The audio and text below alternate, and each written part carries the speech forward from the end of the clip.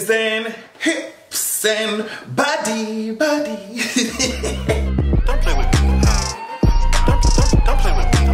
Don't play with me. All right, patreon.com/AdrianExpression. First of all, over there, I put up a new episode of the podcast, and we're gonna have the freshly baked live streams every weekend, every Sunday, and the patrons have been having a lot of fun, so make sure you go over there and check it out. Now, something that I'm excited to check out is this damn remix that Kandi's apparently come up with now, child. Look at this video of her in the studio, like she's apparently cooking some shit up, because this legs and hips and body has been going viral across, I'm talking about all social media. I'm talking about TikTok, I'm talking about Twitter. It has been going viral and it's just hilarious. I'm sorry. I mean, it would be times where I'm about to go to sleep or some shit and legs and hips and would be stuck in my fucking head. I'm like, bitch, I'm trying to close my eyes, I'm trying to go to sleep. So she in the studio, she cooking up some shit. I'm just like, girl, what is this shit gonna sound like? What is this shit gonna sound like? If it's one thing about Kandi, she not gonna miss a bag. She not gonna miss her coin. She's just not. She's just not. The shit is funny. The song came out like what, 7, 8 years ago? And Kandi was like, bitch, I don't care. I'm gonna flip my coin. I'm gonna make some money off this. So we're gonna see what she come up with. What else? Okay, so Anne Hathaway and Zendaya, they were in this damn campaign or something for Bulgaria. Don't ask me what company it was for. It looked like some shit I cannot afford. So I wasn't even worried about that. I was worried about how good these women look. Let me tell you something. I was on Twitter, I was like, I don't care what y'all need to do. I don't care who needs to write the script. I need a script of them being assassins, married assassins, okay? That only, there was on Twitter talking about maybe they only kill men or something like that. I don't know. Or someone else was on Twitter talking about they both need to be in a movie where they play witches who steal youth from men and stay young. Like something, we need something. Somebody else was talking about a Mr. and Mrs. Smith remake. Like, I don't care. We need them in something. They look beautiful. That's all I wanted to say. Anne Hathaway has occupied a soft spot in my heart ever since Princess Diaries. So it's just, and Zendaya, so it's just like, you know, a no-brainer, beautiful actresses, make it happen. Somebody write the script. Somebody write the script. All right, y'all. Thor: Love and Thunder finally released a more, how should I say, coherent? I don't know if I should say coherent. More revealing. There we go. And it was more coherent to me too.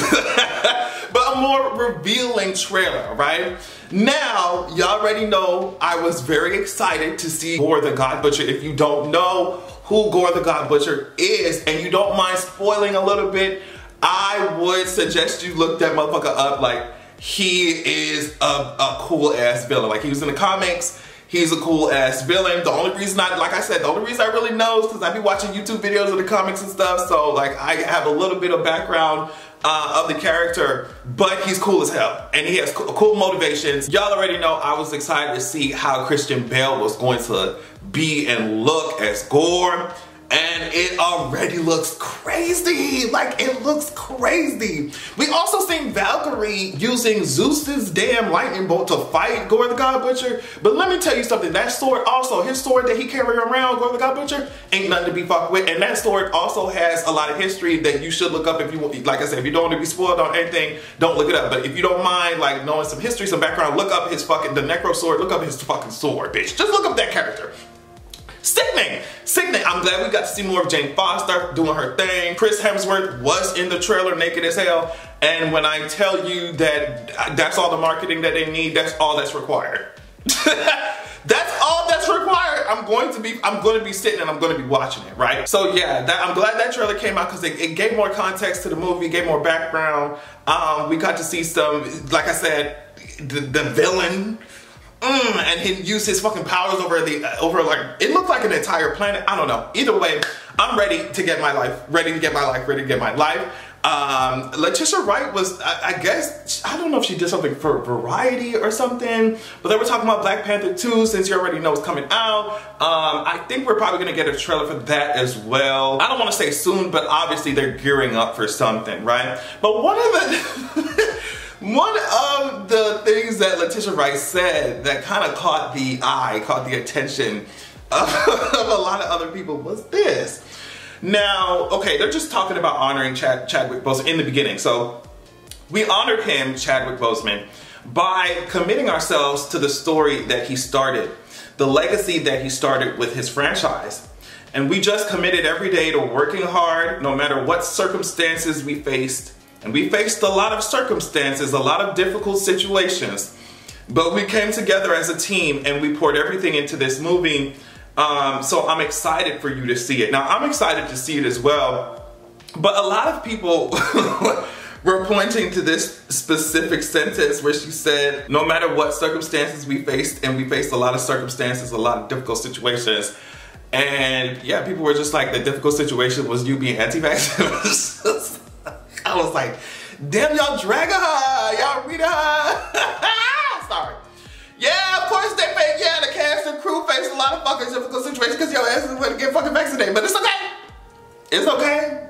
We're gonna have to let that go, because I mean, the mouse didn't let that go because you kept being on they sets and in their studios, so the mouse didn't let that go. You had to let something go, I'm sure.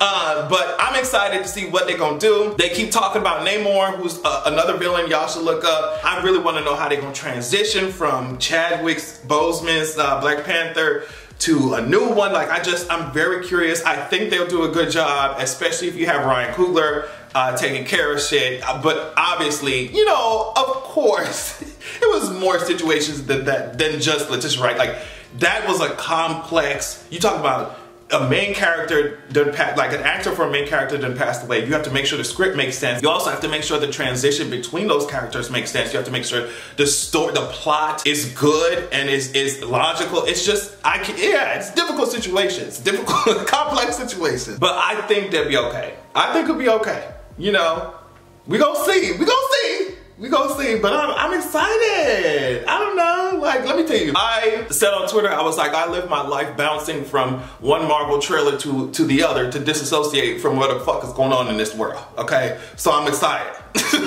Now, I'm not going to get into the specifics of this Amber Heard and Johnny Depp case because I don't know the specifics. Like, that's just the tea. And I really hadn't touched the topic at all because, first of all, it's just a lot of stuff going on in that. Second of all, I feel like I would have had to really be sure that what I'm reading, what I'm looking at is not the result of a misinformation campaign or whatever, because it seemed like it was a lot of mess going around when it comes to that case.